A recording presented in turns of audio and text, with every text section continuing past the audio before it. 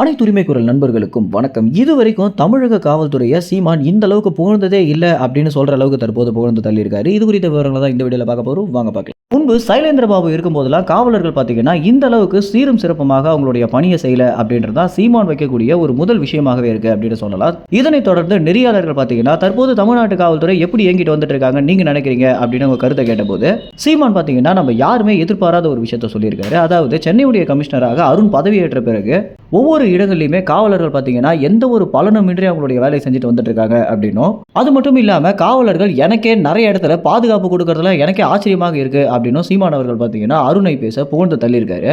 பொதுவாகவே நாம் தமிழர் கட்சி அப்படின்னாலே அரசு அதிகாரிகளை குறி வச்சு தாக்குவாங்க, காவல்துறையை ரொம்ப மரியாதை இல்லாம பேசுவாங்க அப்படின்றதான் ஒரு பெரிய விமர்சனமாக இவ்வளவு காலம் இருந்துட்டு இருக்கு. இந்த விஷயங்கள் எல்லாமே தவிடுபடியாகிற அளவுக்கு சீமான் பார்த்தீங்கன்னா தற்போது சென்னையின் கமிஷனரான அருணை புகழ்ந்திருக்கிறது அப்படின்றது எல்லா தரப்பு மக்களாலுமே சீமான பாராட்டு மன்ன மாறி இருக்கு.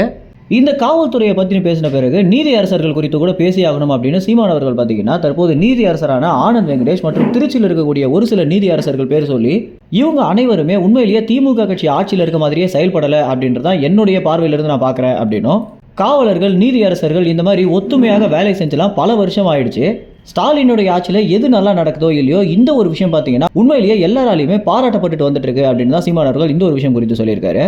மேலும் சென்னை கமிஷனரான அருணை குறித்து என்ன நினைக்கிறீங்க அப்படின்னும், சீமான் இந்த மாதிரி பாராட்டி இருப்பதை குறித்து என்ன நினைக்கிறீங்க அப்படின்றத உங்க கமெண்ட்ஸை தெரிவிங்க. நன்றி, வணக்கம்.